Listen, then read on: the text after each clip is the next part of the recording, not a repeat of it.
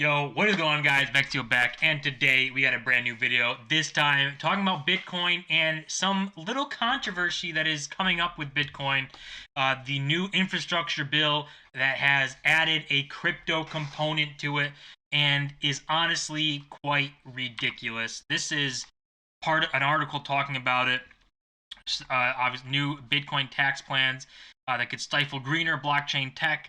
That whole argument type thing is still kind of that the headline itself could be an argument, but going into this bill, one of the biggest things about this bill that is a big problem is obviously they want to tax crypto and report all that and do all this crypto taxes, and they want to do that by going through brokers, and it's right here, this article, like the initial tax bill placed a broad requirement on crypto brokers to report transactions as part of their tax returns, similar to traditional assets, blah, blah, blah. But the definition of broker is very vague, meaning that it could be anything. Like miners could be brokers, your own wallet could be a broker. Anytime you send Bitcoin, if you send it from a ledger to somewhere else, that'd be considered a broker. A miner sending it to something would be broker. The miner would be the broker. You would be a broker. It's just doesn't make any sense, and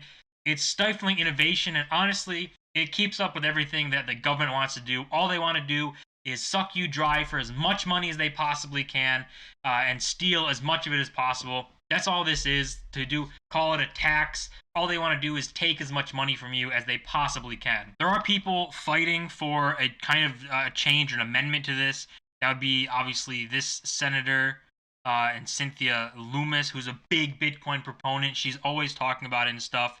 And they want to exempt miners from reporting any requirements because that just makes sense. Like, why would a miner be considered a broker? They're not a broker. They're mining Bitcoin. They're not selling it or having an exchange on them. It just doesn't make sense why a miner would be involved with this definition of broker, as well as doesn't make sense why, if you have a ledger, a hardware device, why would you be considered a broker if you sent it to, say, Coinbase or to another ledger, to another wallet or an exchange or somewhere else?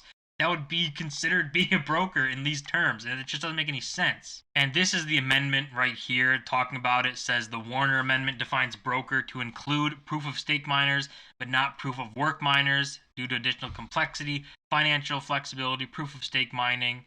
But cryptocurrency groups worry the additional regulation burden will drive coins away from proof of stake systems, stifling new innovation before it has a chance to take hold. And I completely agree with that. I mean, you can't like say proof of work is fine, but proof of stake isn't. That is the government picking a winner, and the government has no place in innovation to try and pick a winner. And regardless, honestly, with Bitcoin and stuff, the Bitcoin network, regardless if the government says something, it's still going to operate, still going to work, and still do its thing, obviously. But this whole section here is crazy, and the government trying to regulate it. These people who are in their 60s, 70s, 80s, like they have no idea what's going on. They barely know the internet. So why do they even have a chance to have a word in crypto? Like they have no idea what's going on. They don't even understand social media. How are they going to understand the blockchain? But moving on from that, that's just some big news. It's something crazy. That provision was also added last second, which is typical for government to add something last second. And even a bigger question is, why is it in an infrastructure bill? What does Bitcoin and crypto have to do with infrastructure? But whole nother topic. But we can move on from that. That's the biggest points of those. But this Bitcoin price action, we are seeing some big moves here. We continue this rally, the little downturn that we all said was healthy. It's fine. Don't panic and worry. We bounced concretely off of around this 37,300 mark and had a big bounce and are currently rallying above this previous resistance line of 42,500, and we're concretely above that. We're actually just broke 43,000 here, which is great. Zooming out as well, what we want to see, honestly, for short-term price action, all of these resistance lines are short-term resistance lines, so they might not really play a role in, honestly, a rally up here, because obviously on the daily there's not really resistance there. It's more on shorter term charts that I've charted here. But 50,000 I think is a huge area of like emotional resistance and stuff, where that's like what people think, like Bitcoin 50K. If it's over 50K, people are like, wow, it's 50K is a good benchmark and all that types of stuff. So I think getting over 50 will be the main big goal here short term. And we'll see over 50, there's like literally no resistance. Like we get to 58 here a little bit, and then we can get to new all-time highs. So I don't think it'll be a long time before we start seeing new all-time highs in Bitcoin. And the bears still right now are calling for a $10,000 Bitcoin. I've seen videos of people being very kind of arrogant, talking about saying, I predicted this and this and this, and it's 2017 and this, and I mean, nobody knows what will happen, but at least don't be kind of full of yourself and kind of think that you're the know-all of everything, because nobody knows. But the long term, people know Bitcoin goes up. That's what people know from history of Bitcoin is long term it goes up. And there have been some key points of resistance that have been broken here. This is the downtrend for the last 115 days. And you can see this was the 65,000-ish, around that mark. It was a little under, but that, this downtrend, this hit it right here, this downtrend, and you continue that downtrend. We had a big collapse, but managed to come back up and test it and got rejected, but now we've broken through it. So the next big goal is to get above the 200-day moving average. That's going to be about 45,000, around there. So getting above that is going to be a big short-term move, or a good move. And even if we get above this and come back down to test it and bounce off of it as support, that'll be hugely bullish for a short term.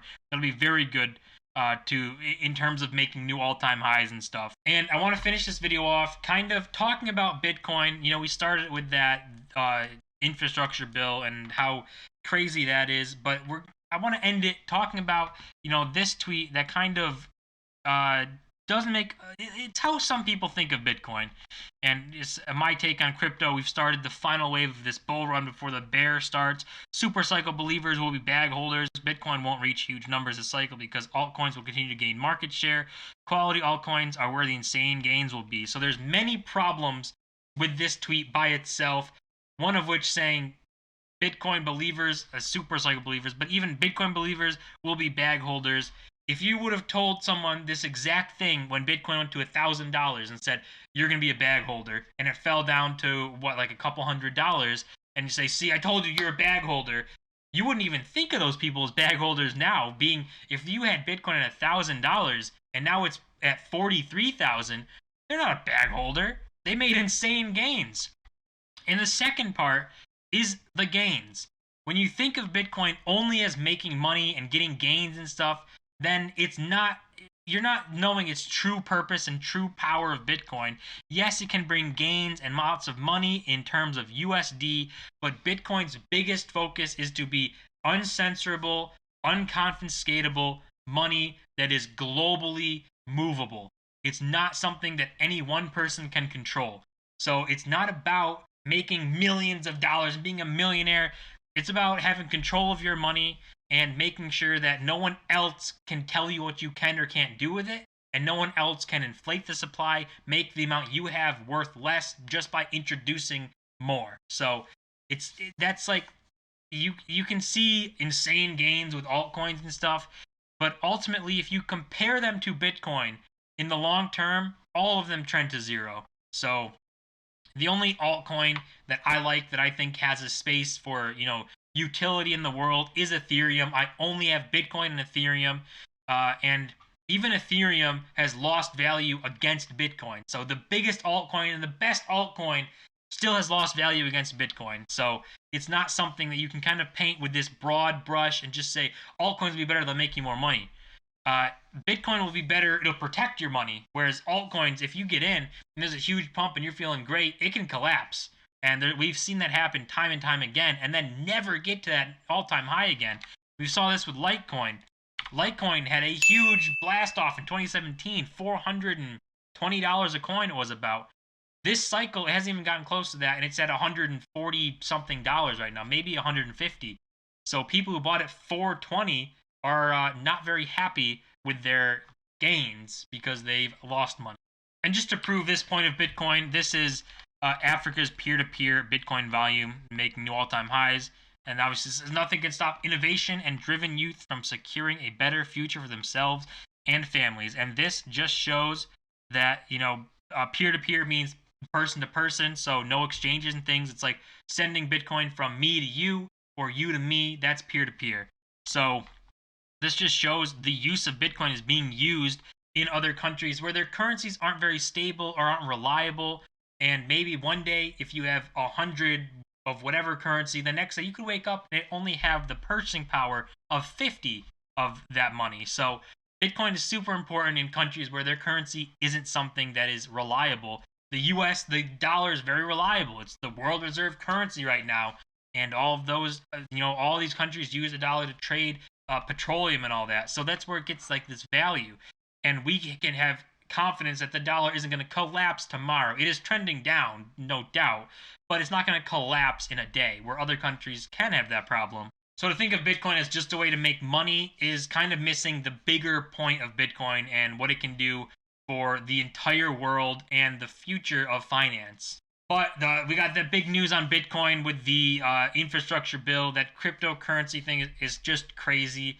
And Bitcoin's tech is, here to stay. It's going to be here. You can try whatever you want, but it's not going to stop the network from working. But it is important to know that contact senators and everything, like everyone has been doing, and let them know how just crazy this whole thing is. And as always, guys, if you smash that like button and subscribe, we're on the road to 1,000 subscribers. See you guys in my next video.